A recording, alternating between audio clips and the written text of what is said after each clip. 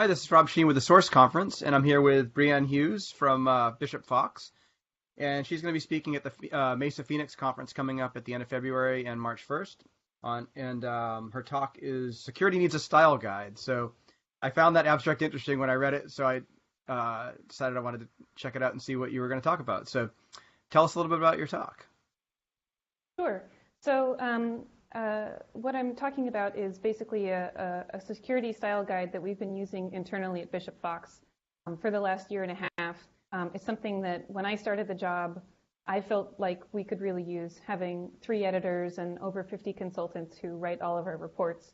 But as it started to sort of expand and mature, we also realized that other people in similar positions, other technical editors, and also security researchers and tech journalists and your sales department and your marketing department and your legal department, they could all use a handy guide. There are so many difficult to understand terms and inconsistently written terms and acronyms that could mean 2 or different things. So it just seemed like something that the industry could use as it matures. And we're happy to provide a free PDF of V1 to sort of start that language conversation with the community. Awesome. So yeah, I've definitely been in the position of writing deliverables and editing people's words, and I can definitely vouch for the fact that people really need to be better at writing in general. I definitely feel for you. I know what your job is like. What can people expect from the talk? Like if they're going to go in and understand, about the style guide, like what should they walk away with? Yeah,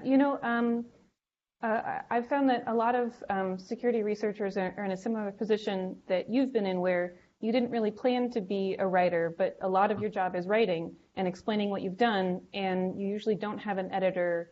You're editing your own things, or you're doing it for your peers. And so the first part of the talk is sort of explaining, this isn't something you can ignore. People judge you based on your use of language. And if there are errors in your writing, then you have to spend your time, reassuring your client that you really did do valuable work. And they start looking for other red flags if there are smaller errors. So it's just a general way to be professional, to think about your language more. It's also something for people to think about as the industry is constantly in the news, as a way to explain things to the public. And when you're writing, the first draft should just be getting all of that stuff out of your head. Like, what did I do? How did I do this exploit? And figuring that out. But the second draft should be, who is my audience, and will they understand what I'm trying to say? So the talk is sort of about deliberately thinking about the ways that you use language and the ways you could be more inclusive and expand your audience and look more professional, so that you can spend more time, doing the fun stuff, but also realizing that writing is a part of this career. Yep, absolutely.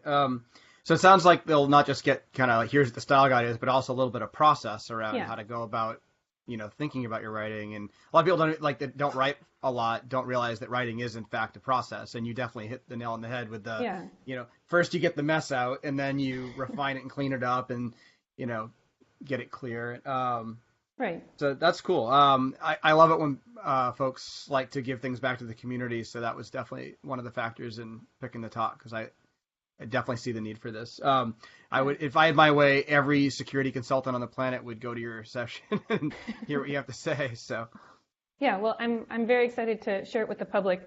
The other thing, just for the content of the talk, is that there are over 1,700 terms in here, and a lot of them are sort of the serious usage advice about, how you capitalize and hyphenate man in the middle or denial of service. But we've also come to realize that this community is really steeped in internet culture. So alongside, the serious things talking about SQL injection and cross-site scripting, we also have, some corporate jargon and some memes and some sci-fi terms, because when people write about hacking, they refer to pop culture things, because that's the only way they understand it. So it's not dry. There's a lot of weird stuff in there. Oh yeah, I can imagine. It's all useful. Yeah. Very cool. Now, I thought your background was really interesting. You're a member of the American Copy Editors Society, which I didn't even know existed. It's a great society. You're a member of the Dictionary Society of North America, which I also didn't know existed. Also great. And you're heavily involved in WordNik. So you're definitely, like, clearly a subject matter expert in this particular topic. So yeah, a lot of people are only editors, or they are just academic linguists, or they just work as lexicographers in dictionaries. But I've just loved words all of my life, and so I just want to be involved and be around people who are interested in really getting into the history of things, but also having a whole lot of fun. So yeah, I basically want to be around all the word people, and then I'd like to sort of share that passion.